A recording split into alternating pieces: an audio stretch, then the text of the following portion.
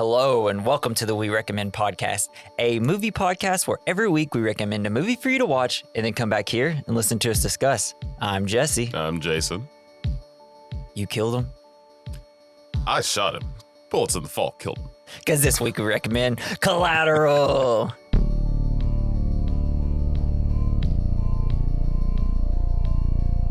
Damn, Jason, that was a good Tom Cruise. I was like, where'd Jason go? It's like, why is Tom Cruise sitting in my house wearing a Rick and Morty t-shirt? And he's not running. What is wrong He's with not him? running. It's like, for a second, I was like, your hair's gray. Your suit's gray. Yeah, he does kind of look like a ghost. Yeah. And sometimes he looks like the Patrick Swayze's ghost from Ghost. Oh, my God. With the hair. Tom Cruise, Patrick Swayze, combine them, the sexiest, best actor you've ever seen. So, Collateral. Couple questions. Have you seen it before? And what do you think? I had seen it before. I didn't really remember it. Yeah. And I didn't really like it that much. I thought it was kind of fun, but it's something interesting. I saw Trey Parker and Matt Stone, the South Park creators. Yeah. They were giving like a course on story writing. Mm-hmm. And they said, if you can put and then between the beats of a story, then it's bad. And I feel like that's what happens in this movie because there's no real progression of a story. It's just kind of like, this happens, and then this happens, and then this happens, and then this happens. I do understand that sentiment is like, I think I almost kind of had a similar thought when I first watched the movie. Yeah. Right. But I disagree. Yeah. Right. It's this, I guess, because it's a hitman movie. Yeah. And that's kind of how hitman movies are. It's like the hitman does this, and then he goes and does this, and then he does and goes this. But I do agree that it is this kind of like they go to place, do this, go to place, do this, go to place, and do this. And during my notes, so I guess one of the main reasons that Michael Mann chose to make Collateral was the way that the writer's script captures an entire story in a very short period of time. The whole movie is like the third act of a traditional drama. He likes how it doesn't go backwards to offer more details into these characters' lives, and instead we're just catching them at this moment. And I feel like some other movies have done that. Yeah, successfully, for sure. But I feel like this movie, because you don't really find out why he's killing these bad boys until the very end. Oh, yeah. Well, you kind of got it is tough because, I've seen this movie maybe 5 or 6 times in my life. So I'm like, I know exactly, this all makes total sense to me. But yeah, it is this kind of it's a mystery film, which is kind of fun if you're watching it for the first time. It's a mystery to me why Jamie Foxx's character wants to be a limo driver. Okay. We can't talk about that, right? So that is where it's a little silly, and he's got his dumb little picture where it's just like, this is my vacation, an island where no one's nearby, and it just seems like you're just sitting out in the sun, you're going to fry to death. It's like, all right, Jamie, come on. Maybe find a different High in the picture. sky, I guess. It does seem like maybe somebody was like, I need a picture of an island. No, that's an island. That's a Click. classic picture We'll do that of an one. Print. I don't know. I guess for me, it's just, I like that it is kind of that go, go, go, go. I mean, that's always fun. And then you got the fun, little conversations between the car where it's just essentially telling you how these guys are. And his viewpoint is that he's almost just a part of nature that's just killing and just coming after you. He's the wild dog killer. And he's the a coyote in the on the street. But so is Max, because he's kind of he's alone in his car all the time, and he's just trying to get through this city. They're both kind of coyotes, right? Just different versions. Yeah, I guess so. If coyotes could drive. Yeah. That'd be awesome. So I get that maybe you don't fully like the story, but I mean, what is it in the movie that you do like, if there is anything? I don't know. I kind of like the idea of always a hitman. Yeah.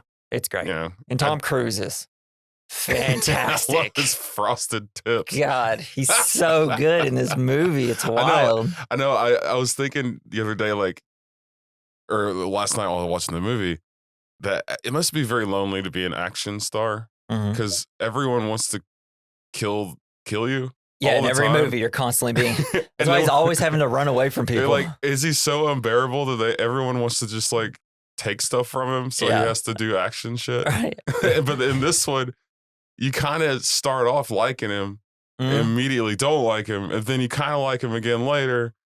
And I was just like, he can't even pay Jamie Foxx to be his friend. Yeah. Like the beauty of this movie, I think, is like you start off, you get in, and it's like Tom Cruise, he's just fucking acting the shit out of this thing. And then you're like, oh, yeah, I love him. And then he turns out to be a bad guy. And it's like, shit, Tom Cruise is a bad guy? Hasn't happened yet. This is the first movie he's a bad guy. And he ever. doesn't even feel like a really good bad guy, though. Yeah. And that's the thing where he's just like, he's just doing a job. He's doing a job that he's paid for. It's just like there's that psychopath part turned on his brain where it's just like, he could be probably a great friend, but he's a killer instead. Yeah, you caught him during work hours. Yeah, you catch him after, and you tell him like this nice story. He'll probably be like, "Let me buy you a drink," type of guy. Yeah. And except for if you don't take me to a jazz club.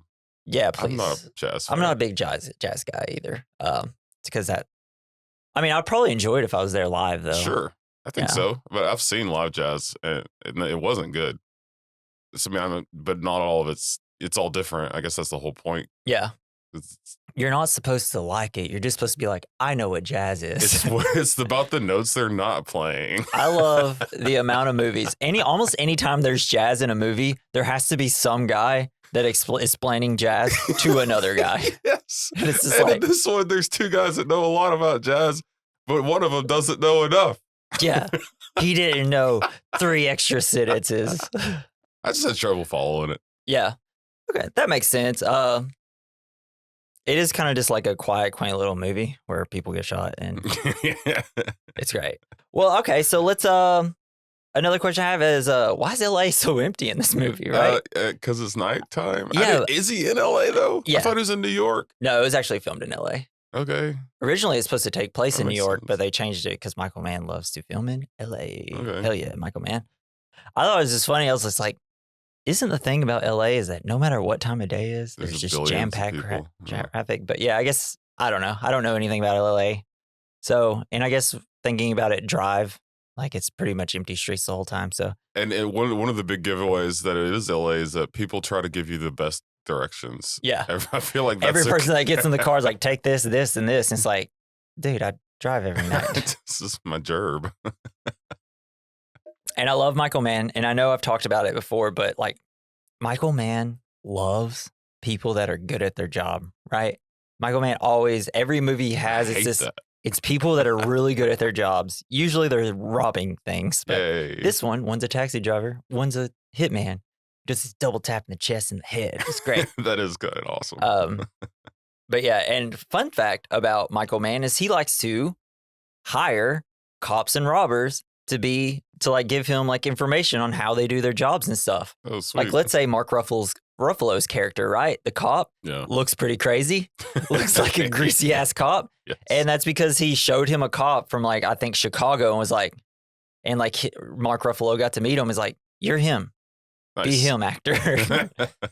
And that's why he looks a little silly, and he has a great goatee. And I don't know, it's a fun little thing. Mark Ruffalo, hadn't really seen him in anything until Collateral when I was younger. I think detectives, because he's a detective, right? Yeah. They're supposed to be greasy and gross. Yeah, that is true. If you come into a cop interview or whatever they do, and like, grease up a little bit before you come here next time, okay? If you spend your life in the underbelly in the greasy streets, you'll look the part. Yeah. I always like to think that it's because, like, let's say the movie Thief, which I've brought up before, it's like he had to do like the robbing and stuff in the movie. Like he literally had like a thief like on set with him constantly. Just stealing his Just shit. being like, this is actually how I do it, and this is how I do this. And so like I like, and then like even in Thief, there's like actual cops in it being cops, just because it's like, I don't know, I know these Chicago cops, so this is what we're doing. I just like to think that every time Michael Mann is about to get robbed or getting pulled over, and he's like, I'm actually gonna do a movie. Do you want to be in it? Yeah, that's a great way to get out of a ticket. It's like, just show up. It's nothing but like 50 robbers and 50 cops showing up on set every day, and it's like, I had a rough week. Yeah, they're like, Michael, you got a problem. Another fun thing is Adam Sandler was supposed to be Jamie Foxx's character, but the movie Spanglish went over in filming. Oh, wow. So he couldn't be in it. And this was, around the time where... That wasn't a good movie either. Yeah, that movie's not good. It's not good, but I enjoyed it. He's like, hey, kid, go collect a bunch of glass that's on the beach for me. It's so wild. I need some trash for my restaurant. But that was kind of around when he was doing Punch Drunk Love and kind of maybe doing some serious stuff. I love serious Sandler. It's great. So we'll hop into some quotes a little bit. So according to Michael Mann, Vincent is a man able to get in and out of anywhere without anyone recognizing him or remembering him. To prepare for the movie role, Tom Cruise had to make FedEx deliveries in a crowded Los Angeles market without anyone recognizing that it was Tom Cruise. They also had him tell random people on the set, like throughout before filming and stuff, and they're supposed to follow him all day, and then by the end of the day, he's supposed to put like a phone to their head and be like, "Gotcha." Oh, what? Yeah. So that he could be a hitman that could get in and out of anywhere. And if that's not the coolest thing you've ever heard Tom Cruise doing, then that's it. I imagine him delivering packages is like Ace Ventura in the first movie, in the first Ace Ventura movie, kicking that box around. Like just doing his little, like, where, how Jim Carrey walks where he's got a stupid face and he's like moving his whole body while his head's going the opposite direction. So great.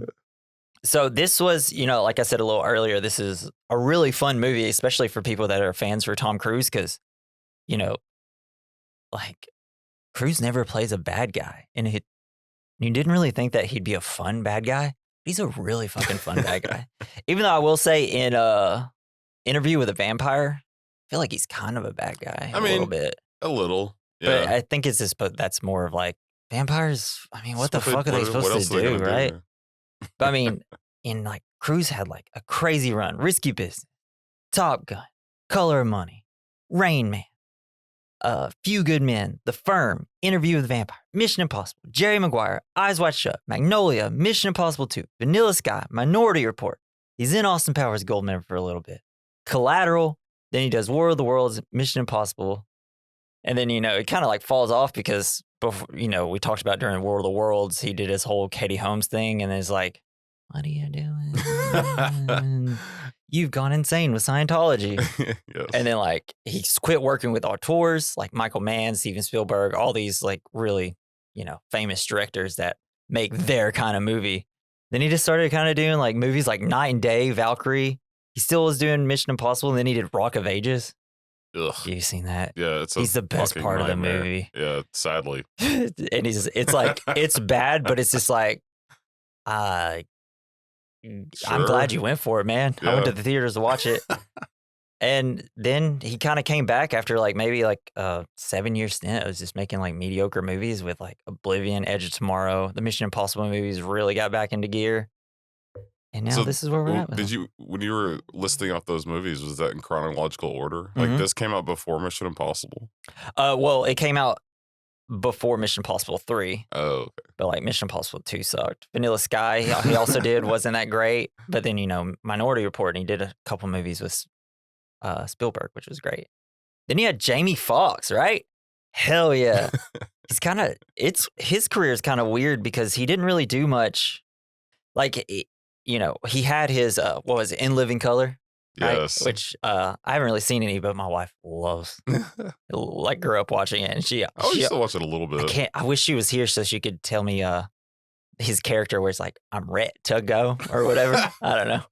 I haven't seen it, so I feel weird saying that. But he's this comedian, and then all of a sudden it's like, hey, I'm gonna act, and then he just kind of comes out swinging pretty strong. He, let me find it. Because he did Ali it's a Michael Mann movie, and he's the best part of that movie. He's so good in that movie. Like, it starts with him, you're just like, Jamie Foxx can do this? Okay. And then he does Collateral, which is the same year as he wins his Oscar for Ray. He was literally nominated for an Oscar for Best Actor, which he won for Ray, and Best Supporting Actor for Max in Collateral. Oh, nice. It's like, fuck yeah. Yeah, he is probably the best part of the movie. Yeah, but then he doesn't really do that much. I mean, he did Stealth, then Jarhead. Love Jarhead. Movie stressed me out as a kid. I remember watching Jarhead and not really getting it. That makes sense. That's how I felt like how I felt the first time I watched it, and then kind of grew up a little bit, and I was like, I almost feel like get I it. watched a different movie than what everybody else was talking about, you know? Yeah.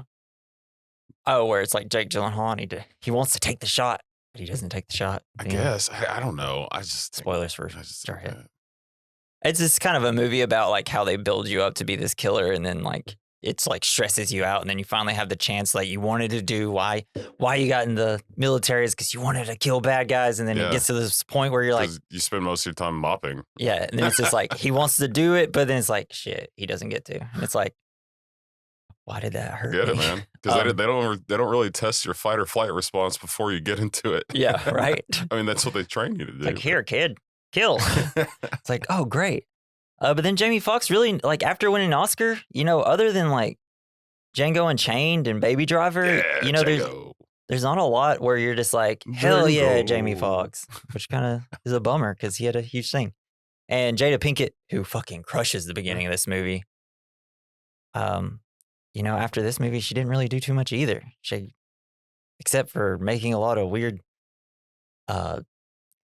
like news articles and stuff about her and Will Smith and their sex life, which is like all you hear about Will Smith and Jada Pinkett now, and it's weird.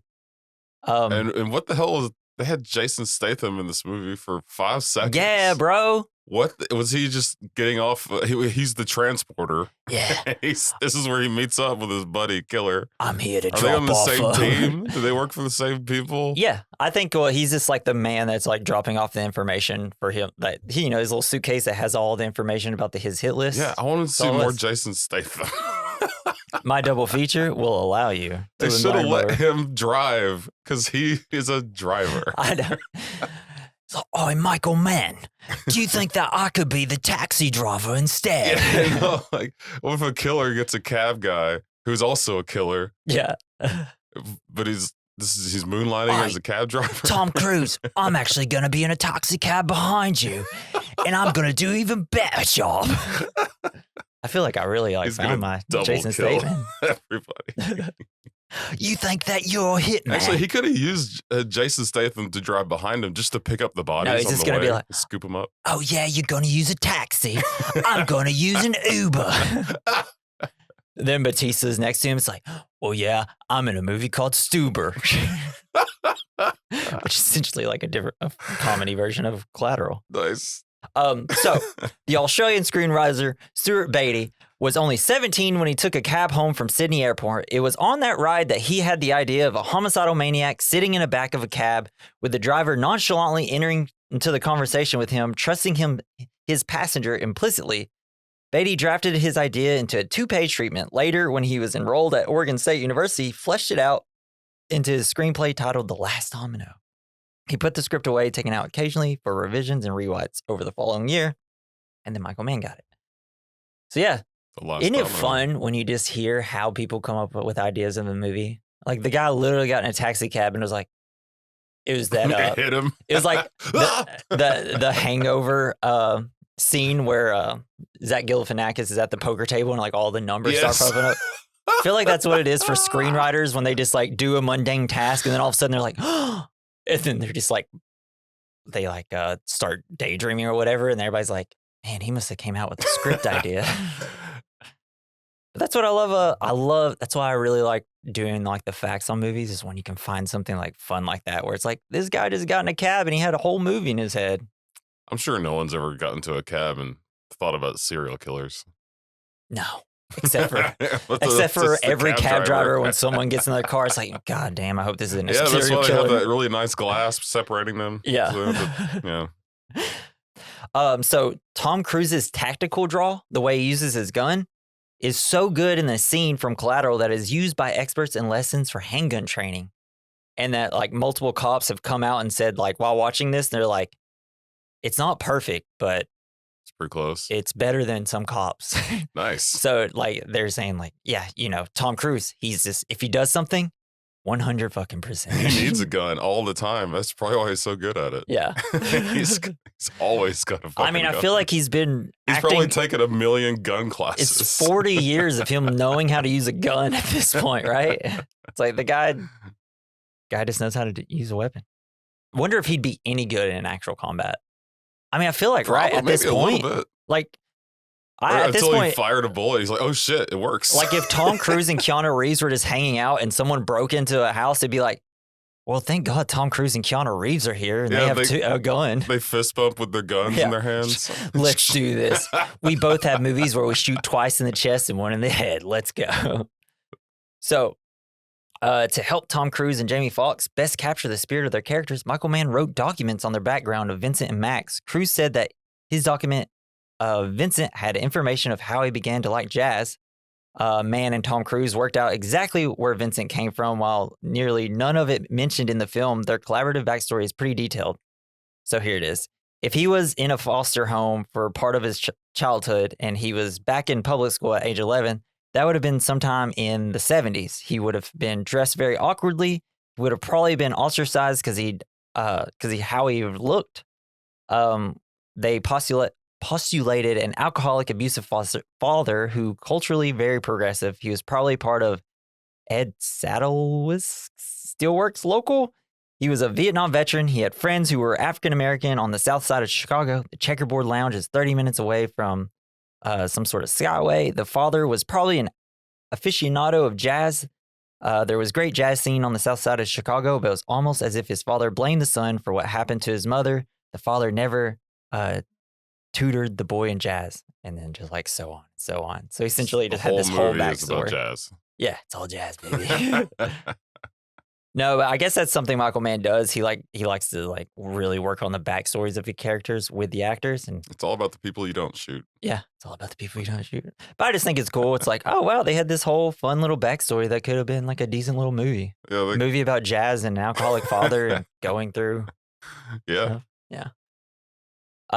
And we'll dive into this last couple of facts. What do you think of the look of the film? It's weird, right? It wasn't. I did like. It's like super grainy, weird color. But it worked out for Vincent. When they show him like with lights behind him, he looks ghosty. Yeah, he looks like he's gonna just fade away. Yeah, so that was kind of cool. So, the way they got the look of this film is Michael Mann wanted to be able to see everything in frame. Like, it's super dark. Film cameras struggle getting with light because, it's Isn't film. That what they're made to do? Well, no, lights are made to light everything. I know, but cameras are supposed to get the light. Yeah. That's like their whole job. Film has a harder time to do it. You just don't have as much control how it takes in light, except with just the lens. But on video cameras, you can. So that's why there's like this real grainy look, and there's like the shutter speed is kind of different on video cameras. And because it's got to be so bright, that's why there's kind of like almost this like lack of motion blur sometimes. And how you're able to get a shot of Tom Cruise and Jamie Foxx in a car, but everything outside is brightly lit. If you're using film, you wouldn't be able to see. Oh, interesting. And that's why it's got this grainy, kind of like the colors are kind of weird. Yeah. But like those overhead shots are amazing. They were pretty cool. And so only like 20% of the movie was filmed on film. And that was mainly the scene where they go to Javier Bardem, just because that was such a well-lit. Pretty much if they went inside and it had enough lights, they're able to use film. But otherwise, do you mean like in the parking garage and the train station and shit? Yeah, like probably those were using film.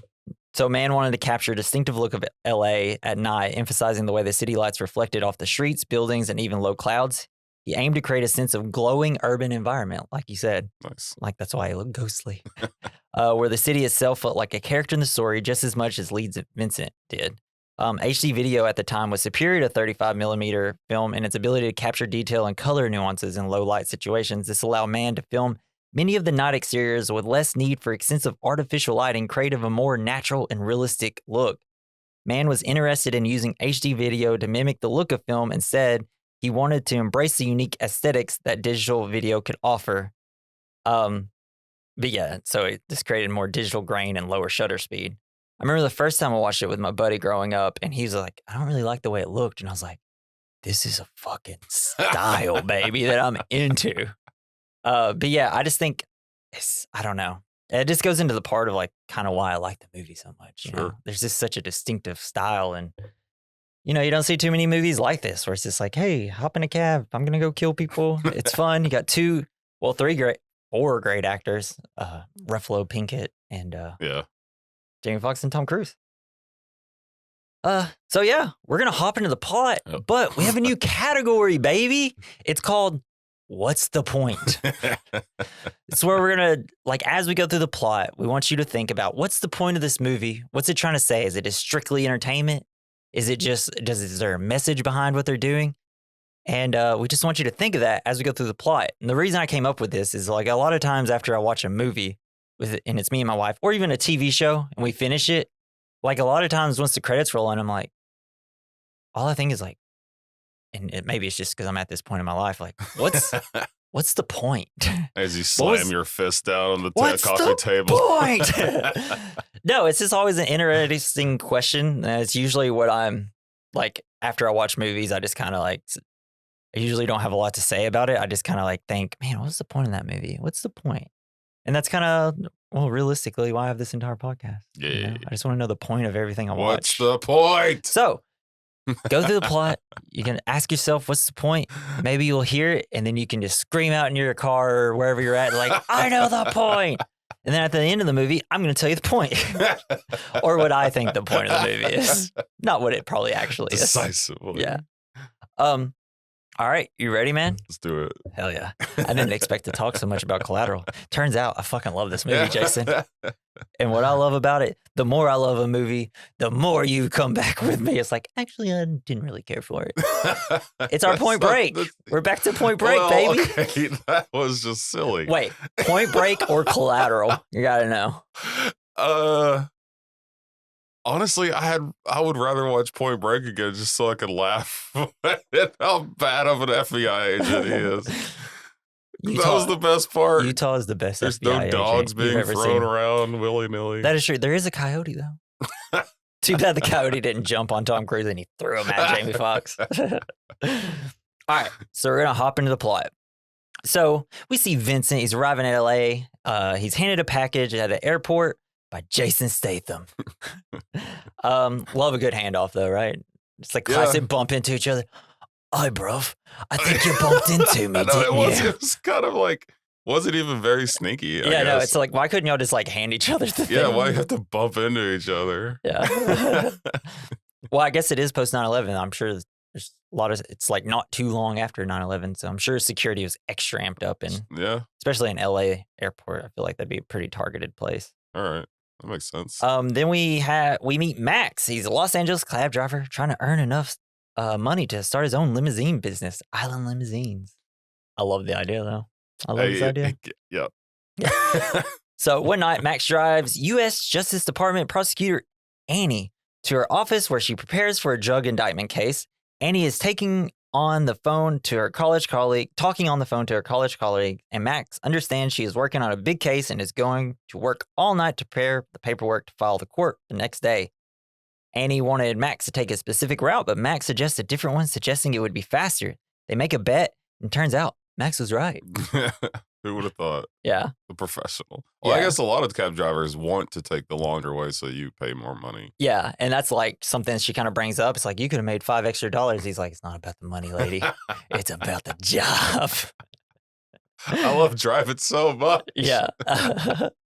He tells her about his island on wheels idea and shows off by guessing what she does.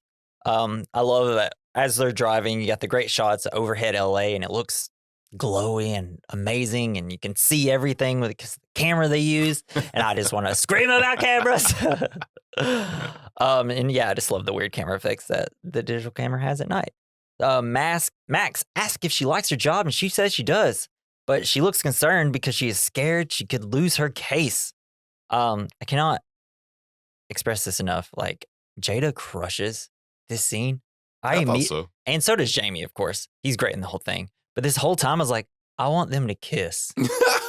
By the end of it, I was like, she needs to come back and kiss, but she just gives a business card. This isn't Speed, okay? Everyone should kiss, Jason. if they make eyes at each other in a movie, if you save a woman, kiss. she has to kiss you.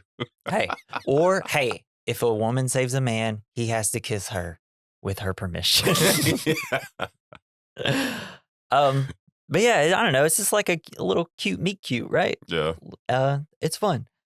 He tells her to take a vacation. He shows her his little island pictures saying he takes a vacation 12 times a day. Then he gives her a picture. And she's like, you're not a psychopath. That's cool. Yeah. And he takes a liking to Max, leaving him her business card. And it's cute. So what I like about it is like, Jamie Foxx, attractive man. But like, I feel like you put him in like some sweatpants and big old glasses. And it's like, Jamie Foxx looks like a regular guy, Yeah. He looks but nerdy. Like he still has that like charisma, and I don't know. He's just got a nice voice where he could like charm the pants off anyone. And it's like, I get it. Yeah, I do like that he seems like a really genuine person and not just, I don't know. Yeah. He's not like a salesman. It's like for whatever issues people may have with like the story and how it's done, it's like, man, they got good actors and they fucking act the shit out of this movie. And not in a big way. It's a very like low, it's very subtle. Small, subtle movie, which is my favorite types of movies. So Vincent, played by Tom Cruise, enters the cab next. You should have drove off. He almost did. Yeah, he almost walked away. I could have avoided all of this. So Vincent talks about how he hates LA and that one time a dead man's corpse rode the subway for 6 hours before anyone noticed it. And he says like LA has 17 million people and it is the 5th largest economy in the world all by itself. Yeah, the city is too spread out and too disconnected and nobody knows each other. Vincent tells Max that he is in Los Angeles for one night to complete a real estate deal and has 6 a.m. flight out of LAX. And Max agrees to take him because Vincent wants him to drive all night. And Max is going to give him $600 and he only makes like $355 in a night. And he's going to add another $100 if he gets him to LAX on time. So he's just going to chauffeur him to 5 different appointments. Get more top-down shots of the city. It's great. But I loved how they flashed the cash. He's like, hey, you seen money before? Yeah, yeah. And, like Vincent kind of comes off a little rude at the beginning of this. Yeah. And I think the whole point is that he's kind of trying to be rude to Max to be like, see how much he will take. Like, is he going to be a type of guy that turns around and says, get out of my fucking cab? Or is he going to be someone that just like, yes, I'll do it. A pushover. Right? Yeah, a pushover, which is what he gets. What he needs. Yeah. So then they make it to his first drop off, I guess. And as Max waits at the first stop, Vincent enters an apartment complex and shoots a drug dealer. And Ramon unexpectedly falls out of the window directly onto the cab, forcing Vincent to reveal himself as a hitman. Don't you hate when you're just eating a sandwich in your cab, looking at a bunch of tiny cars, Mercedes-Benz cars? I love a good sandwich. And then next thing you know, some guy's falling out of a building on your cab. Oh, it happens all the time. Yeah. And I love that. Cruz comes out, it's like, well, and this is what, well, that's also kind of what made me think he's not very good at his job. Yeah. It's like, he's like, wait for me in the alley. I'm going to shoot a guy out the window. Just don't park under it. Yeah. He parked at the wrong spot. Maybe don't shoot a guy out the window. Yeah. I guess if you don't, you probably didn't mean for him to fall out I'm the sure window. The guy was like running and then he like shot him and the guy just falls out. And, I feel like they obviously didn't show him shooting the guy and him falling out because it's like, I don't know how we'll make this look realistic. But this is where we get the line that we said earlier. It's like, did you kill him? No, I shot him. Bullets in the fall killed him. Just a great, hilarious line. Tom Cruise, like, kind of like secretly a very funny actor. So yeah, and then Max is like, I'm out of here, dude. But at this point, okay, so and then right after this, they get pulled over by the police. And they're like, your window's smashed. I feel like if Vincent is such a great killer, he would know that you can't drive around in a beater while you're trying to kill shit. Yeah, but I think it's kind of the point of just like, shit, I already got this guy on the line. Like, I got a gun pointed at him. He's so much of a pushover. So. He's just going to do whatever I tell him. But it's like, what he didn't know. He's like, no, Jamie Foxx, they're in a movie, baby. He just could just call another cab. Yeah, that's what Max is saying. It's like, just get another cab. Yeah. You'll never hear from him. But I think the whole point is he's going to make this guy drive him around and then he's going to kill him at the end. Sure. So I think Yeah, it's just like, they kind of hinted that with the other yeah. cab driver. And he's that- just like, look, this guy's good at his job and I need him to get me to place. And then it's just and like, it's a clean cab. Probably like the only clean Yeah, cab in LA. exactly. I think he found the perfect person to drive him around and he knew it. And There's he's just like, shit, I can't do anything else. He's got like mints in the back. Yeah. Mints and water. That's why he had the water to pour on the thing.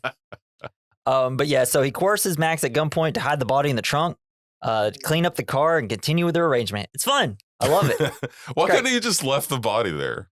I guess they just didn't. I guess they were hoping like nobody would have heard or noticed, and was just like they didn't want to put things together quite yet.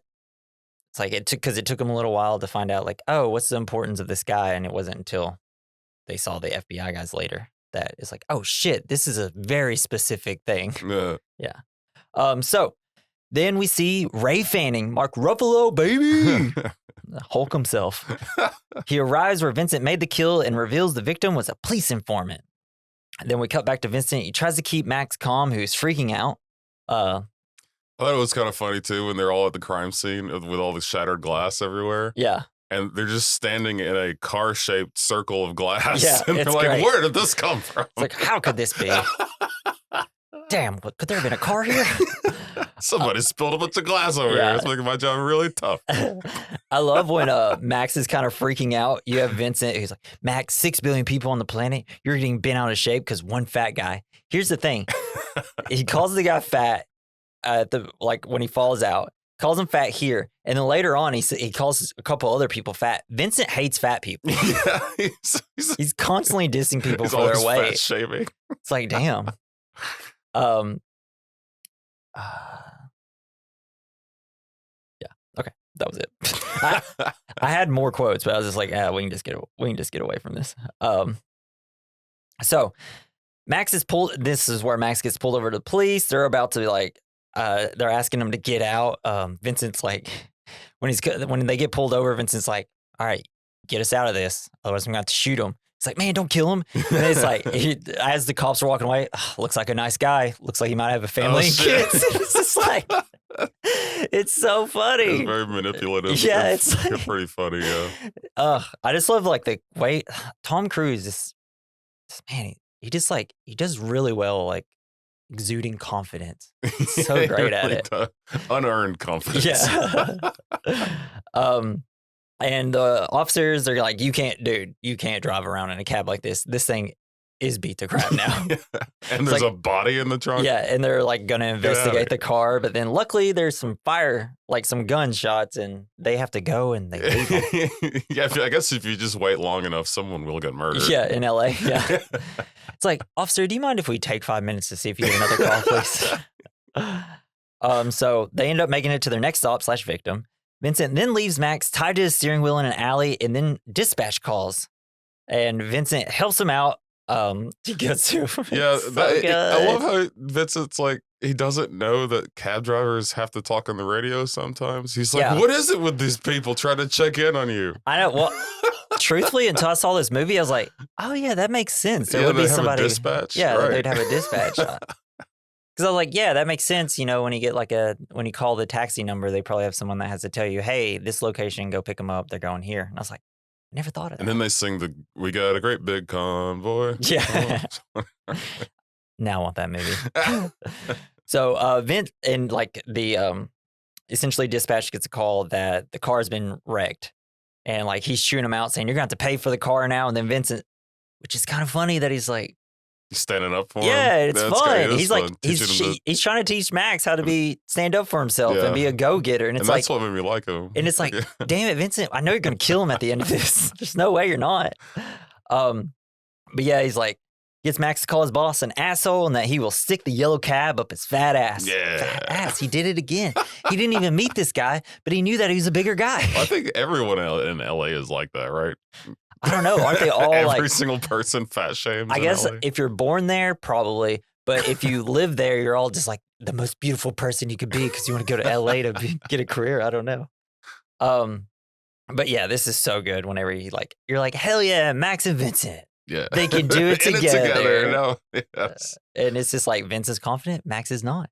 I thought it would have been a great time to pivot Jamie Foxx's career to a contract killer, and then they work together. Yeah, I would. While watching this the whole time, I'd be like, look, Max, now that you know he's a contract killer, ask some fucking questions about his life, dude. Yeah. If I was in this scenario where I'm like, well, if I'm going to die, I'm at least going to figure out about this guy's life and like how he got into the business, why he does what he does. Like, I'd ask a billion questions. Yeah. He'd be so, you know what? I'm getting another cab. He'd be like, can you show me how to do this? Yeah. This is awesome. I noticed you like to shoot twice in the chest and then once in the head. Have you ever thought about shooting the head first? No, you got to stop the heart because you can survive a head wound. Yeah. A headshot. Well, shoot him twice in the head. That's just for extra. All right, so as Vincent goes to murders an eternity, Sylvester Clark, Max calls for help from a group of passerbys who proceed to rob him in Vincent's briefcase. I love it. It's like out of all people who had to walk up. The criminals. But hey, like if I was walking in LA, I'd be like, I'm not going down this street where there's a car like honking. Well, at least you had a buddy with him. Yeah. Always have a buddy. I always have a buddy with you. Especially when you're robbing people. It's just like, I don't know. I'd be like, nah, this seems like a trap. I'm not going in here. Unless you're the type of person that's going to rob that car, then they would go in there. But I love it. They like steal his briefcase. Like, give me your wallet. It's like, I'm tied to the drawer. What are you talking about? It's great. Yeah. They like make him get up, take his wallet, and then take the briefcase in the back. Tom Cruise comes out. He's like, yo, homie. Got my briefcase? I love hearing Tom Cruise say homie. Talk young and hip, you know? It's so great. Yo, homie. And then, yeah, he just shoots him dead pretty quick and easy. Fuck nice. yeah, that was awesome. Takes everything. The other guy was just like bad timing for him. He didn't do anything. Dang, I should have. They had like a total of 4 people. Luckily, 2 of them were like, yeah, I just feel like if Tom Cruise is nearby, I'm out of here. So they stop to get gas. Vincent tells Max he's going to buy him a drink at a jazz club. And you're like, man, this is really becoming a buddy movie. Yeah, I was really hoping it would have been. Absolutely, to Max's like a chagrin. He's like, I don't want this to be a buddy movie. You're going to be my buddy. Yeah. Because I got the gun. Yeah. So we cut to Fanning at the first crime scene investigation. I mean, as an adult, it's really hard to make friends. It really is. It really is. You just got to make the friends you see at work. And you got to point a gun at them until they, figure it out. That's how I got all my friends. And my wife. She keeps coming back. Yeah. Must have worked. So we cut to Fanning. He's at the first crime scene. They learn that a cab and 2 guys were around. Fanning has a sense that someone is making the cab driver drive around so someone can shoot people. Also, like Fanning's little like partner, I guess, that's kind of around that he's talking to at all the crime scenes. Yeah. That's Peter Berg. Oh, nice. He did The Rundown, Lone Survivor. Yeah. That's the director of those movies. That's This is funny. Wild. We did one of his movies. Isn't that fun? And I didn't realize that was Peter Berg. I was like, shit, I've seen him in a lot of movies. He's kind of one of those guys where you're just like, I know that guy from Cameo. something. Yeah. So Vincent then brings Max to a jazz club to drink with the club owner, Daniel Baker, after it closes. I know we talked about not really 2 people that don't really care about jazz, right? But I love this whole like story and like the way that Max and Vincent are like kind of getting wrapped up in it. And they're very impressed. And you're like, damn it, I know Vince is going to kill this guy. But it really makes it feel like he doesn't really want to kill him. He's just hired to do it. And he's got a job to do. Yeah, because he finally found like another jazz buddy. Yeah. And then do you think he would have let him live if he would have gotten the right answer? I don't think so. He was dead. He's getting paid to do it. Yeah, he's got to kill him. But I think out of everybody he kills in this, he's the one that he was like, shit, this guy played with Miles Davis. I don't want to kill him. Because it was kind of sweet. He killed him and then kind of lowered his head to the table. Yeah. And they're like, after the whole story, smooch. Then suddenly Tom Cruise is like, yeah, I've been to this place and this place. And Daniel's like, fuck, I'm dead. Immediately he says, I'm dead. But it's so cool. I love that. Just like the immediate turn of the conversation. Michael Mann's so good at that in his movies. Hell yeah. It's just like, oh, we're all having a good time. And then the one guy having a great time is no longer having a great time. His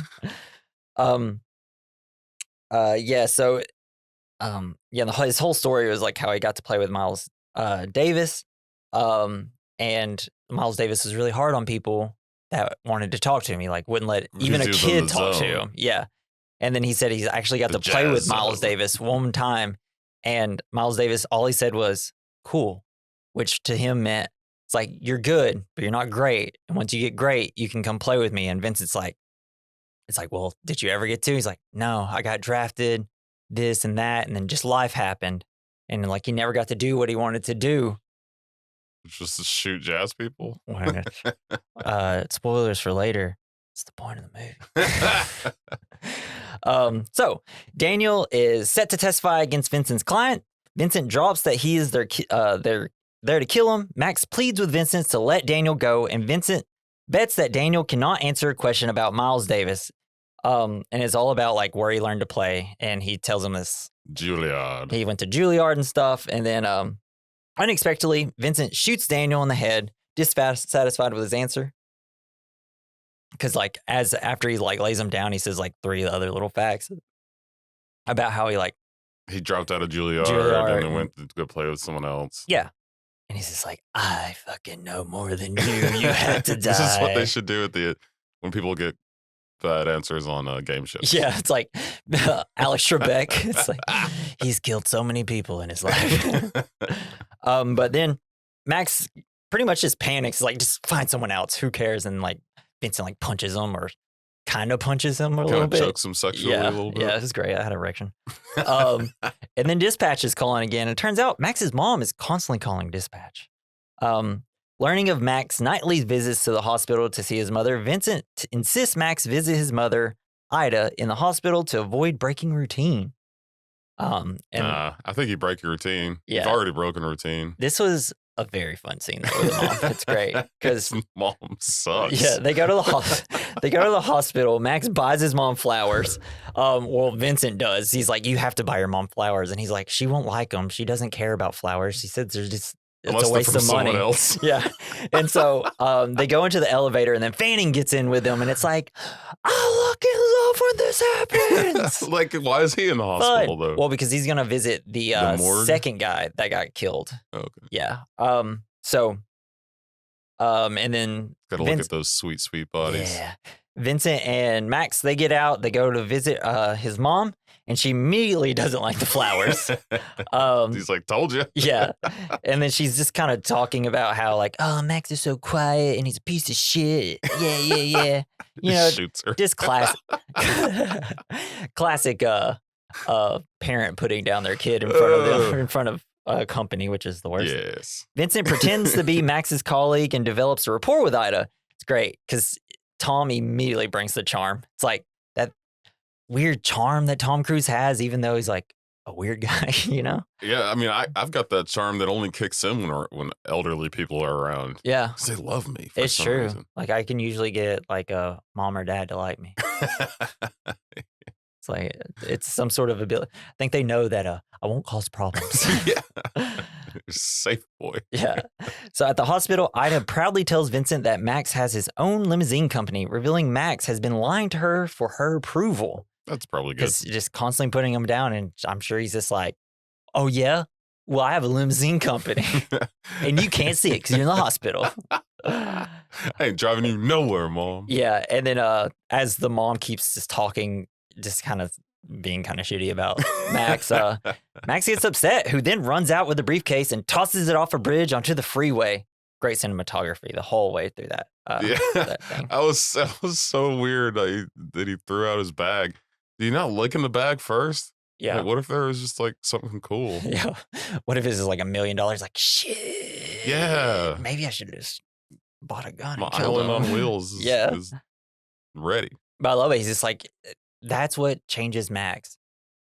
A mom talking about him. She pushed him over the Every edge. mama's boy's like So every nerve. night he goes to see his mom, she pushes him to the brink of suicide. It's like, oh yeah, you need this fluid? I'm taking it and throwing it off this bridge. Throws it out the fridge. Yeah. It's just littered with IV bags and insulin. Yeah.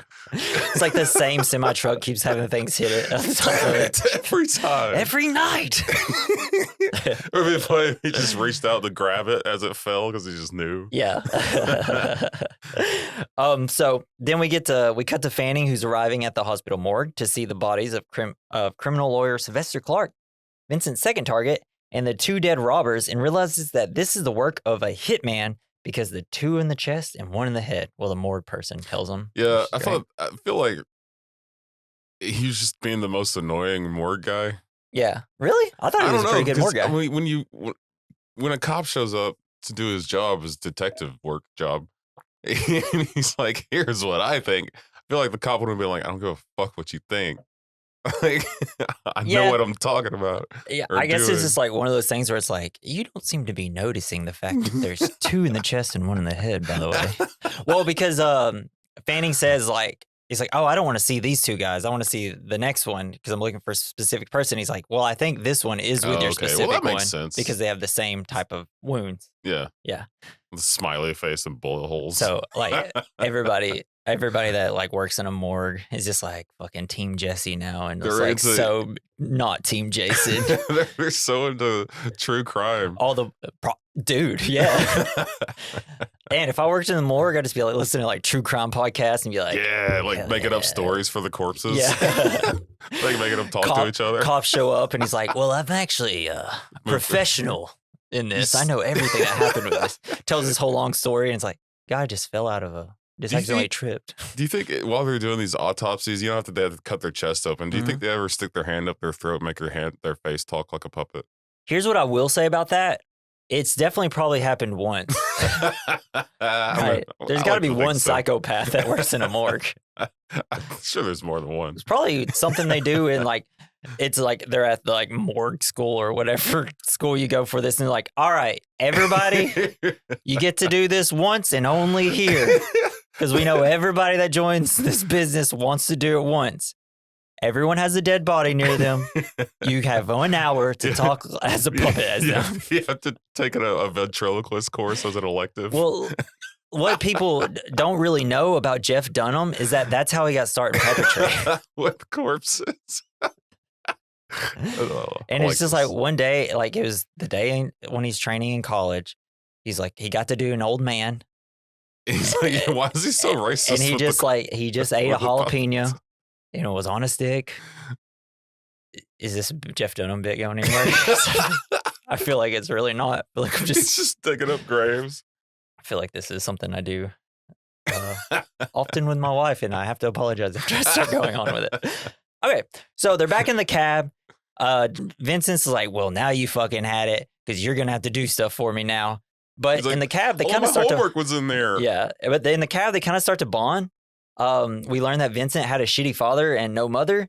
He jokes that he killed his father. And Max is like, really? And he's like, no, dude, I'm just messing with you. What do you think? I'm a cold-hearted killer? But a lot cooler if you did. Yeah. And then Max finally tells Vincent about his island on wheels idea. Just full of sand. Yeah.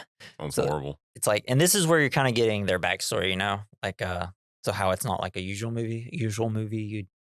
They probably all find out about this before the action starts. But that he's trying to kill witnesses. Well, yeah, we'd probably know his full like what Vincent's doing before, and then like all of Max's life before this. Like, you know, we'd have like a monologue or something. But I kind of prefer doing it like this. It's like we're on the go. We're getting point to point. This is perfect time to just kind of unload some dialogue.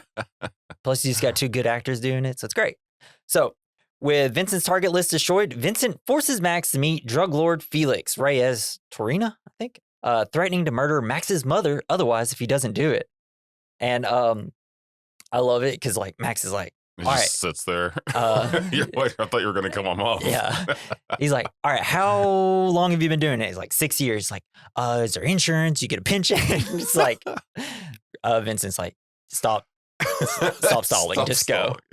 But I thought that was a really good idea from Max, though. Yeah, trying to get, And then it's also kind of a great joke at the end after he visits Javier Bardem. So as Max goes in to see Felix, we get a close-up of a camera kind of moving, and then we see that he's being watched by 2 FBI agents as he's walking through the club. So Ray Fanning uncovers the connection between the victims, you know, that they're all being killed by the one guy. And so he goes to Special Agent Frank Pedroza, I think is how it says, who identifies the targets as witnesses for the pending indictment case against Felix and is watching the cameras at Felix's place. Yeah, so this is like who that they're trying to indict, and that Jada Pinkett Smith is going to be going to court against. Right, So she's that's the what the whole prosecutor, point isn't is. she? And that Vincent is killing all the people that would get Felix put up because Yeah. it's all about drug sales and stuff. It's just a big drug case. That's what's going on. Yay. And Felix has all the money in the world because he sells drugs. So he hired Vincent to do it. And Max is going in to meet Felix. And because Felix gave Vincent all the information, because he, Felix has all these people that can find out all this information, and he gave it to him in that little briefcase. But because Max threw it off the road and all got destroyed, Max has to come back here, get the USB drive, listen to this whole monologue about Santa Claus and Black Peter. It's great. Bardem is great. And then, as Foxx goes in there, he's like all like meek and like, yeah. I'm a contract killer. He's like mumbling. He's like, I'm sorry for it. And he's like, sorry. But then, as he told the story, all of a sudden, like you see everybody behind Max is put their hand on their gun. And it's just like, tell these motherfuckers to get their hands off their guns before I beat their asses with it. And it's like, Jamie fucking Foxx, baby. He's being how he usually is in movies. It's great. It was funny how he was like, you know what? For your trouble, just knock off 25%. You know what? Make it 30%. You know I'm good at it because I've been doing it for 6 years.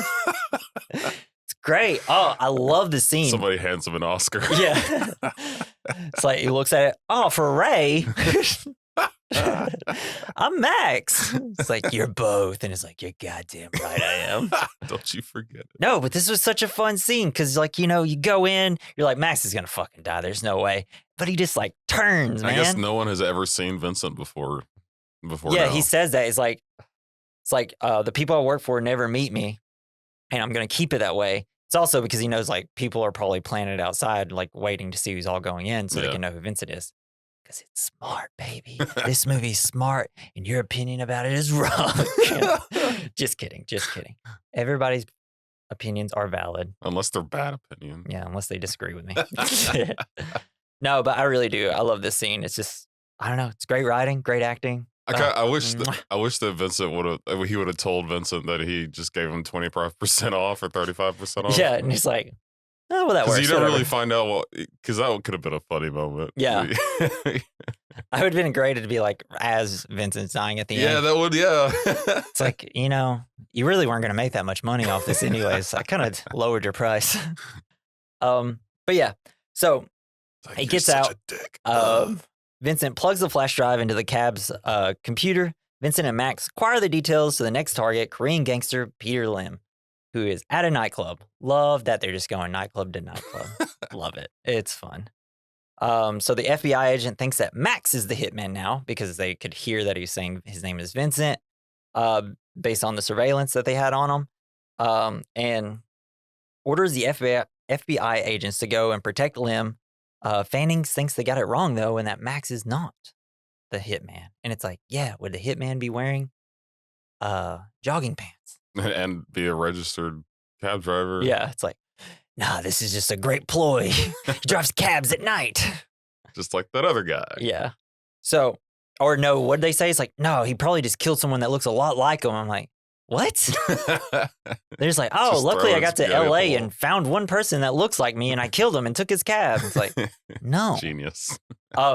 So Vincent asks if Max has called Annie, because he keeps looking at his little card that he got, and he's like saying life is short and he should call if they all make it out of alive. And then they stop in the middle of the road and we see a coyote walk across the road. They both stop and stare while Shadow on the Run by Audioslave plays. And I'm just like, in my veins, pump it in my veins. So we did talk about a little bit about the coyote. And do you think it's silly that we just had to stop the movie to play Audioslave and watch a coyote? No, I thought it was kind of cool. Do you feel like you feel the meaning by it? Not really. Yeah. I mean, I never really got the idea that that somebody was supposed to be a coyote. Yeah. Is Vincent the coyote? And why is it? I think they're both seeing something on this coyote, but it's completely different. I think that I wrote it down. I don't really know a whole lot about It's coyotes. kinda, except they're out at night. Los Angeles used to just be a desert, right? There was Yes. nothing there. And then they kept building and building. Now you got all this wildlife just running around in this big city. So it's like, Because he said he hit a deer. yeah. And it's kind of like Vincent is this coyote who's just going through and just through the shadows, just going, killing people. Getting his prey. Yeah. And for Max, I think it's like because most coyotes dream about. For living on an Max, island. I think it's him seeing this coyote in the middle of somewhere where it doesn't belong. Yeah. And it's just like he's just trying That's to find him. food and live, right? And like that's supposed to be his catalyst is like, I gotta be something. I can't just be wandering these streets at night. Nice. Look, he's like looking for his purpose. Like that's kind of what the coyote is doing. I feel like I just said nonsense. Maybe. I don't know. But I That's don't not know. for me to decide. It's better. It was better in my head when I was watching the movie. Sure. But yeah, they're just kind of both seeing like two different things, but it's kind of also the same thing at the same time. Yeah. I don't know. That's kind of neat. It's great. That was unscripted, but the beauty of the film camera they had is that all they had to do is just stop, film that coyote walking This is an across the road. unscripted coyote? Yeah, it was a random coyote that free walked coyote. in Hell front of the road, and they're just like, "Fuck, Shoot it. this is good." Luckily, we have this awesome camera that can just see everything at night. It would be funny if they just release a bunch of coyotes into LA. Yeah. Go Coyotes. We got to get the shot. We got one chance. People walking on the other side of the street. Oh my Fuck those gosh. coyotes. So anyway, so the FBI assembles a force to secure witness Lim and converges on a crowded nightclub simultaneously with Vincent, who in turn is being followed by Felix's men. Vincent manages to get into the nightclub and execute all of Lim's guards, Felix's hitman, and Lim himself before slipping out of the club amid the chaos. The FBI are so preoccupied with Max that they completely miss Vincent, just kind of like cruising through the chaos, just killing everybody. Hell yeah. Because they're like, that one guy, Pedroza or whatever his name is, like, there's Vince, and it's actually Max, and then the FBI is fighting with like the bodyguards of Lim, and then like shoot the main FBI guy, and it's like, is this like the best case scenario y'all could have came up with? But I love it because there's so much chaos in all of it. And one thing I had is like through the whole fight, like Lim's just sitting there, Liam or whatever his name was, just sitting in that little like recliner or couch he had, and it's like, get up and run. What are you doing? Go. Yeah. Don't just keep sitting there. Just watching the chaos. This is obviously all for you. It's like, this is awesome. But yeah, and it's a great little fight. I love it. You know, like the crowded things, Tom Cruise is going through and like killing all these guys with like little pow, pow, pow. That's awesome. And yeah, and like two of them get his gun and like they beat it out of his hand, but he has a little knife and stabs them all. And it's like metal. It's a very that's cool. like fast paced and like, I don't know. It's like a overload on your senses. And it's just like, this is what I want. Because it's been kind of a quiet movie pretty much. Sure. Yeah. But yeah, great scene. And then Fanning rescues Max and smuggles him outside. Oh, dude, I fucking hate this part. And then Fanning's running out and then he just shoots him and it's like, not Mark Ruffalo. He's just a likable guy. Oh, sit on my face, Hulk. Smash me, mommy. But it sucks. He's dead.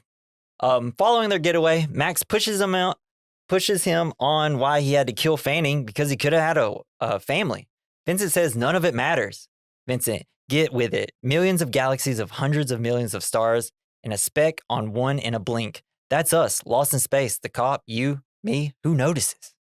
It's just like, he's just kind of like, seems like a guy who just fucking. There's no faith in humanity. He's whatsoever. What do you call people who just don't believe in anything?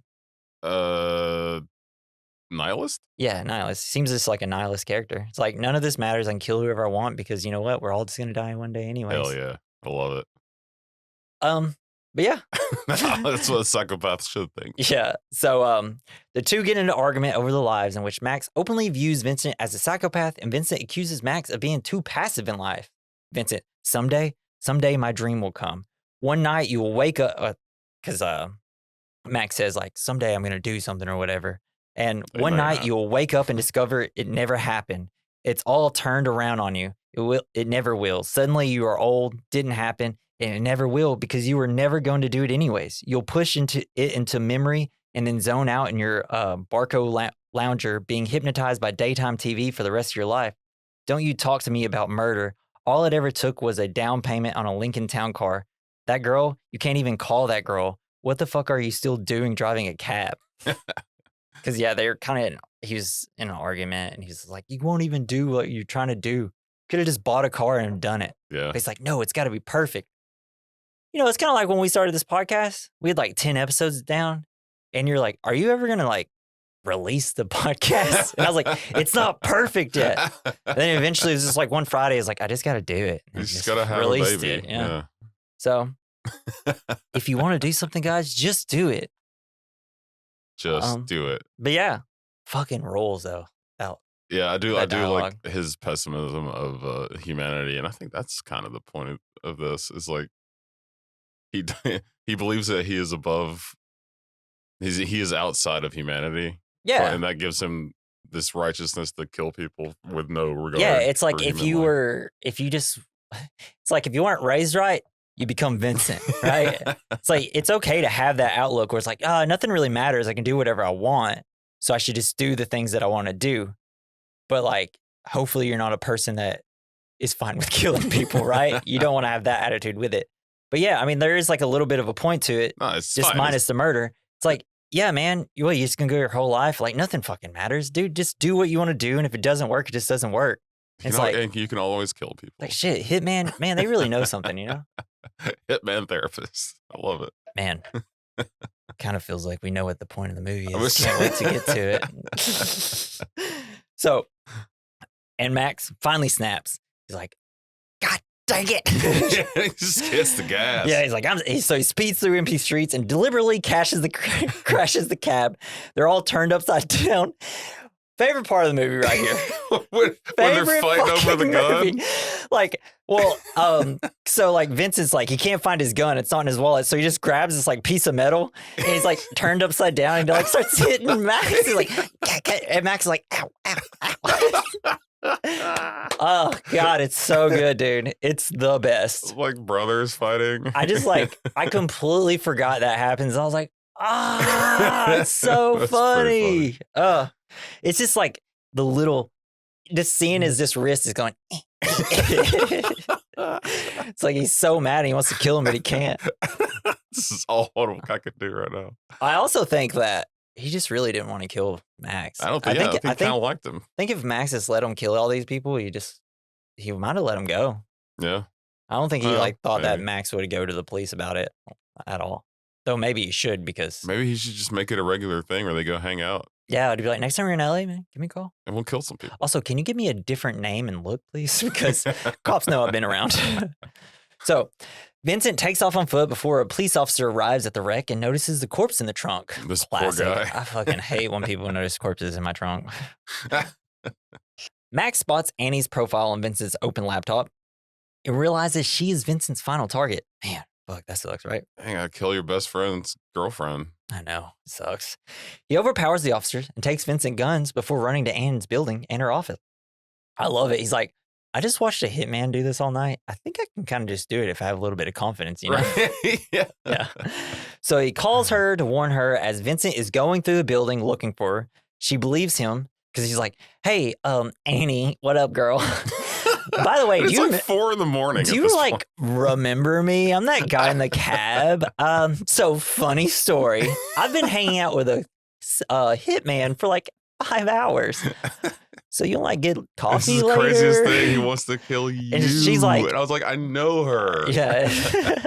She's like, it's a little too late for a booty call. Get out of here, boy. It's never too late. But yeah, and he's just like, this guy's like gonna kill you, and she like believes him pretty quickly, which is nice. I hate when it's like movies and it's like, I don't believe you, and it takes like 30 minutes of the movie for him to finally believe. Horror movies love to do it, and I hate it. Yeah.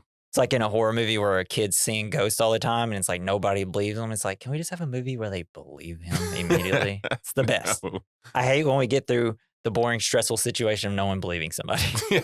Well, the problem with kids is that you believe him once, you're going to have to believe him forever. That's true. There's a ghost in here? Oh. It's like, I guess there's a monster under your bed every night too. Oh, God. So yeah. Vincent's going through the building looking for her. She believes Max and she's going to leave. Max has eyes on Vincent and then his phone cuts off. Bum, bum, bum. Max manages to get into her office where Vincent has cut the power as Annie calls it the cops. We get a little cat and mouse chase in the dark between Annie and Vincent. He like falls on a chair. Or whatever. That was it's funny. Great. Yeah, so that wasn't. What was he trying to jump over it? I don't know. Like, and then So apparently, it wasn't scripted. It just happened, and Michael Mann just like thought it was kind of funny and left it in. He's like, well, he was just in a car accident, so his senses are probably a little off. He also just got shot. Yeah, not quite yet. That's about to happen. Okay. Yeah. So Max comes in, and like right at the last second, as Vincent's about to shoot Annie, and like shoots him, and they're able to escape. They get out. They board a metro rail train. I thought it was really cool, and it happens a lot in this movie. How usually, like when you about to kill somebody, there's some kind of dialogue before, and then that gives everyone time to shoot you. But like in this one, he's like, there's no dialogue before people get killed. Like there's a little bit with the jazz guy, but as soon as he gives the bad answer, he's like, pow, pow. Yeah. I think that's why is like the jazz guy, that was the only person he didn't want to kill, because he's like, he gave him a chance even though he knew he wasn't. He's just like, I just want to know how much this guy actually knows about Miles Davis. He got to play with him. That should have been me. God, I hope he gets it right. I don't want to kill him. But yeah, so they get on a train with Vincent in pursuit. It's great. They get on, and then Vincent gets on like way later down the train. He's like traveling through, and then the train stops, and they're about to get out, but Vincent's like just immediately gets out, but not far enough from the door so they can get back in the train. He's sitting there waiting for him to get out, and Max is like, "Fuck." Great. Love it. But they're left with no other option. They're on the last train car, so there's nowhere else they can hide. Max makes his last stand, and he fires blindly as the train lights dim and flicker. Max mortally wounds Vincent in a shootout while emerging unscathed. Yeah, that was kind of wild. The one thing that took out Tom Cruise's character, Vincent, is that he has a way of killing people. 2 in the chest, 1 in the head. Oh, he couldn't shoot through the door. Yeah. Versus Max, who's like, I'm just going to shoot through the window. Shooting blindly. And it's like, beautiful, baby. So Vincent slumps into his seat and dies as he repeats an anecdote heard earlier about a man who died on a train and went unnoticed for 6 hours. He's like, let's see how long it takes him. Max and Annie then get off the train in the next station in the dawn of the new day. Boom. They don't do anything. They just walk. Yeah, they just walk off. They don't even smooch. End of movie. Beautiful. Ladies and gentlemen. It's a great movie. Jason sucks. I can't help with his opinions. Just kidding. But yeah, that is Collateral. Jason, what's the point of Collateral? I'm not really sure. I think some of it comes from Vincent's view on humanity, and I'm not sure. Maybe like chase with Jamie Foxx's character. Yeah, don't go chasing waterfalls. Exactly. Yeah. I don't want no scrub. I thought the movie is just like, you got to take risks. It's about taking risks, having that confidence, getting out of your own way to do what you want to do. It's pretty much what Vincent was telling him the whole time. It's like, dude, if you just don't do it, you're never gonna do it. And yeah, but did he do it? Who? Did Vincent do it? He was doing his damnedest. He just didn't get the last one. That's not what he wanted to do. Yeah, I guess that's kind of the ironic part is like he just wanted to be in the jazz business, but he ended up, oh shit. Yeah, it's a movie about people who didn't do the things they wanted to do. One was a cab driver, one was a hitman. He's just really good at what he did, so he just kept doing it. Just like Jamie Foxx, who's a cab driver, just kept doing what he was doing because he was good at it and never taking that risk to become a limousine driver. But luckily, a hitman got in his car, right?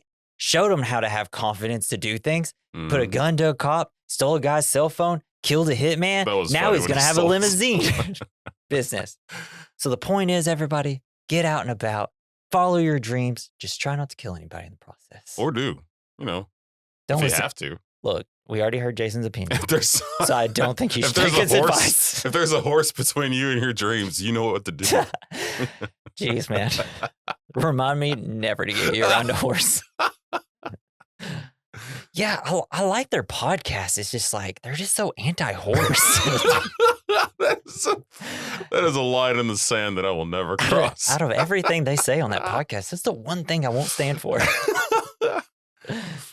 It's like, yeah, their demographic, it's pretty high on people who don't like horses, but horse lovers don't really like it. One of the last things my grandmother said to me before she died was that Kill a horse. there was one of Ride a her cowboy. neighbor's horse kept getting onto her porch, and it made her upset. Oh, that's fucking cool. Yeah. I want a horse on a porch. I stood up. I was like, "Show me where he's at. Show me where it is."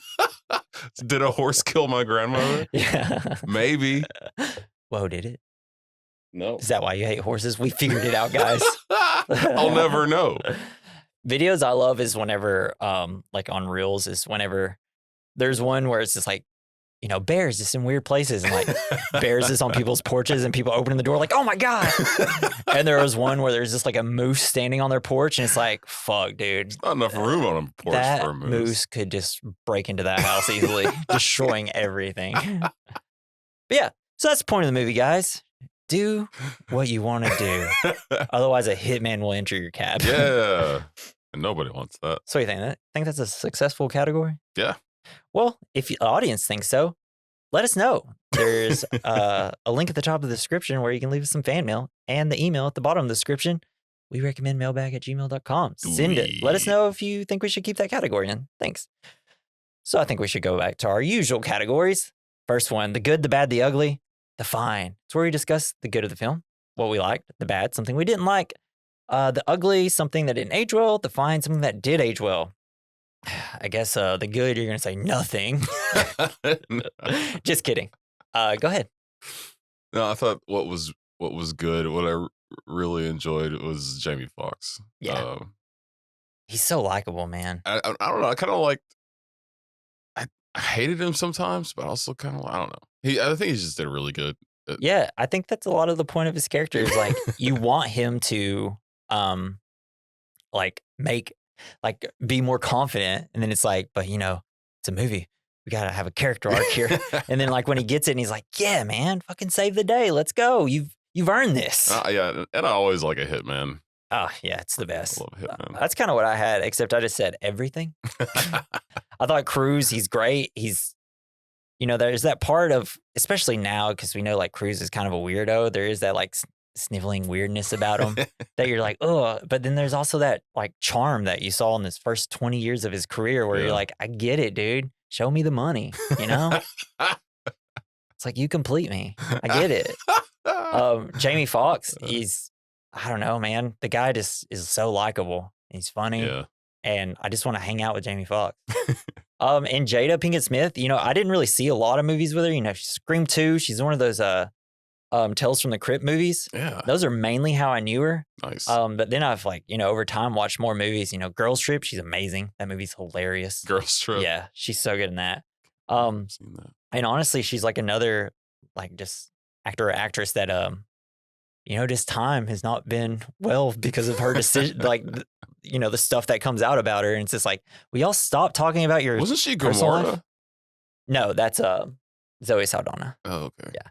She's Miss Fish Mooney or whatever in Gotham. Okay. I actually did not. I don't know. I didn't think I haven't watched it. That show sucks and everybody's bad in it. Yeah. Sorry if you like that show. All right. So what do you got for the bad?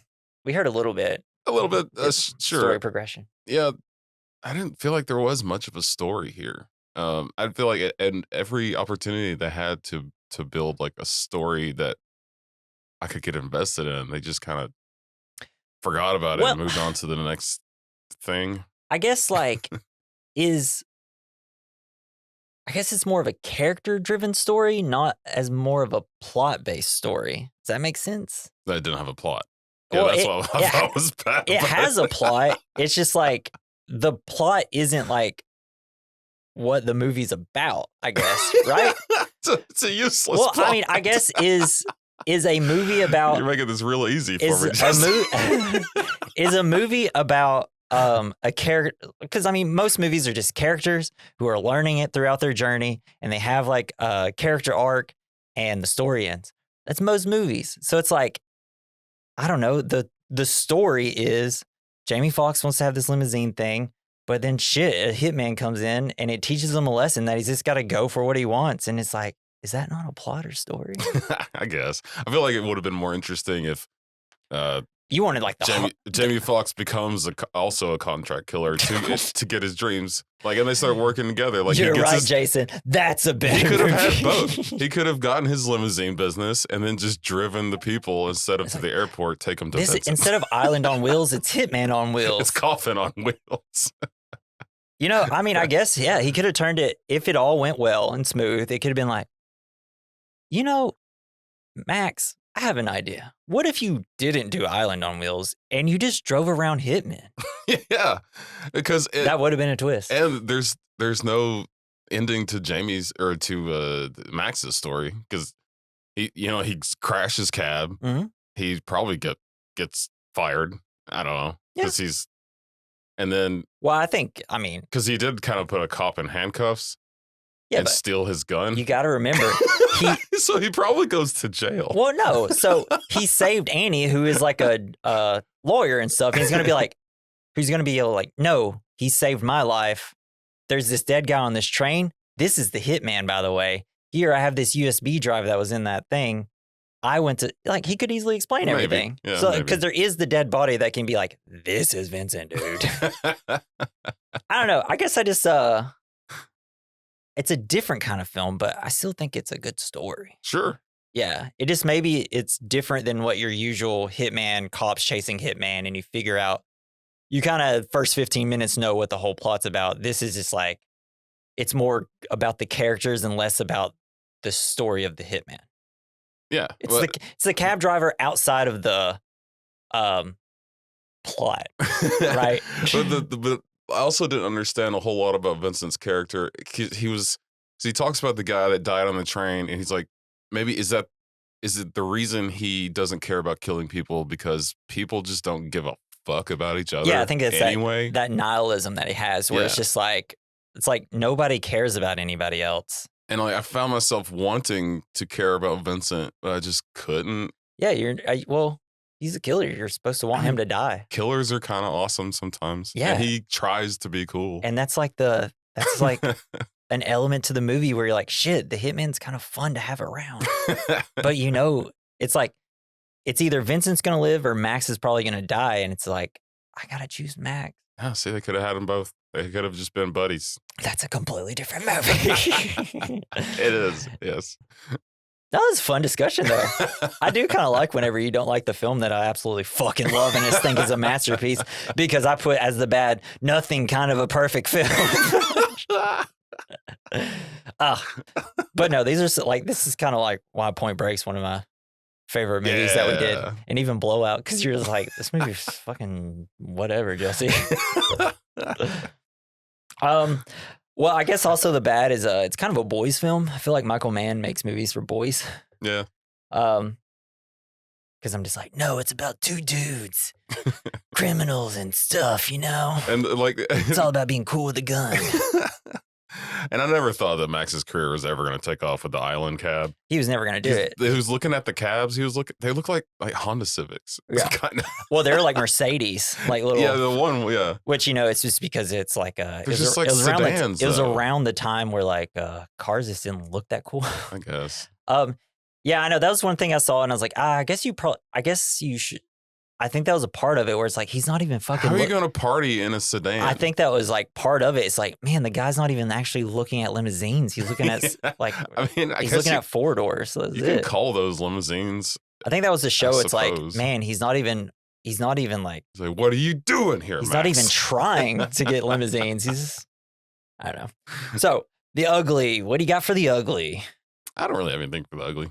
Except for the way the mom treats her son. Yeah. I went on it's more about the actors. Cruise went on a losing streak with his movies for a while. Nice. And, everybody thought he went nutso because he kind of did because of Scientology really got into him. He smashed that table. Yeah.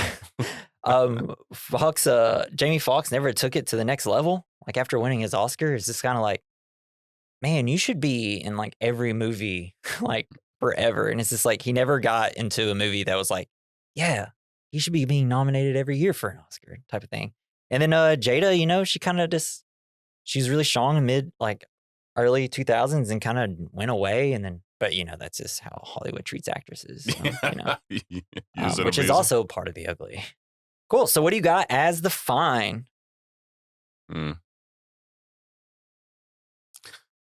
I'm not sure. I put Cruise as a bad guy. Never really get to see yeah, it. you do. Yeah, that is And true. this is kind of one of the first times, and he's great at it. He's a perfect bad guy because he's a weirdo. He is a weirdo, and even when he's trying to be a good guy, he's not good at it. I don't think, because I never really get the idea. Even because in like was it not Mars Attacks, but the one with the alien, War of the Worlds. War of the Worlds, and he was just trying to be a dad, but he sucks at being a dad. Yeah, he definitely. Which I guess that's why you put Tom Cruise in it, but because I was like, that's the point of War of the Worlds. Bad dad turns to good dad. I don't know. Yeah. Yeah, there is always something a little off about Tom Cruise in all his movies, but that's also kind of why he's a movie star. I guess at the same so. time. Yeah. And then also said the look of the film. This is the first time I watched a movie that looked like this, and I was just like, holy shit. And then Man did that in Miami Vice. Oh, and it's kind of even better than that because it looks I need shittier. to watch that again because I haven't seen that. We're definitely gonna do it, and you're gonna be like, this movie sucks, and I'm gonna be like, hey, chica, no, it don't.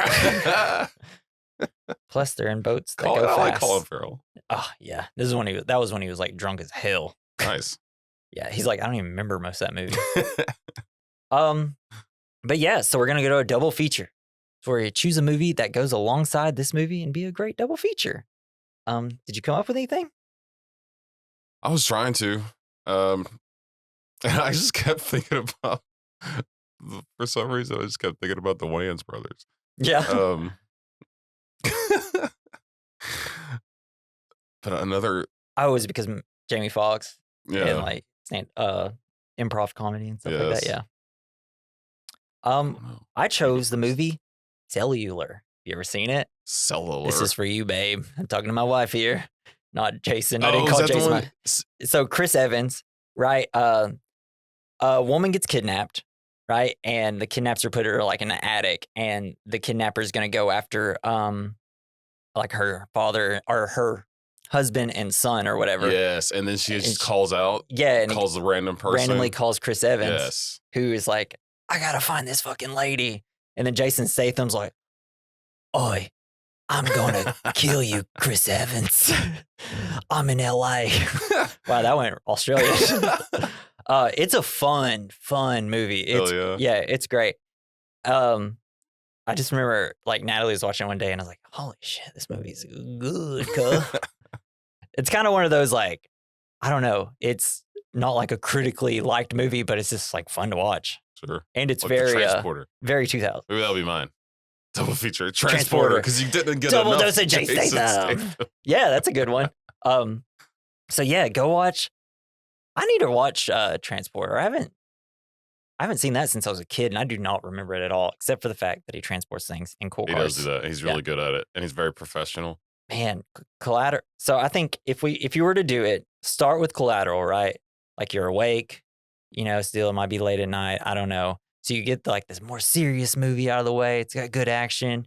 You may be Jason and not really like it. And then you go to Transporter, right? Then you get like, I'm Jason Statham. I transport things. And then that's like a fun action movie. And then you get to do a little silly movie in Cellular. And it's like a great night. Hell yeah. Yeah, I planned your night. Everybody have fun tonight. 6 hours of movies. But that's it, baby. Hell yeah. That's Collateral. Make sure you join us next week because we're going to another movie where someone shoots people in the chest twice and one in the head. We're finally doing John Wick. John Wick. Yeah. Dakota's going to join us. May see if someone else would want to come over and join us. Sweet world of assassination. Yeah. Fuck, John Wick, dude. It's like one of the best action movies since, I don't know, Matrix, the last Keanu Reeves action movie. Since Point Break. Yeah. So, yeah. When he finally learns how to shoot. This is just the sequel to Point Break. I can't wait to do John Wick tomorrow. So, join us next week for that. And as I said earlier, leave us some fan mail. You know where to do. It's in the description. Come on, guys. And then tell your friends about us. Be like, holy shit, man. That Collateral episode was so good. I'm going to tell all my friends about it. And then if they don't like it, you know what to do. Find Tom Cruise. Tell him. And then also leave us some reviews, please. It's great. It'll help people find us. And I don't know. It's just like we'll create a whole community. Then you go on like Reddit and then have subreddits and you can yell about how bad we are at this. Yay. I don't know. You know, that's what subreddit's for, right? I would like to thank Joey Prosser. You can follow him on X at Mr. Joey Prosser. He did our intro and outro music. And damn, that's it. This has been the We Recommend podcast. I'm Jesse. I'm Jason. Bye.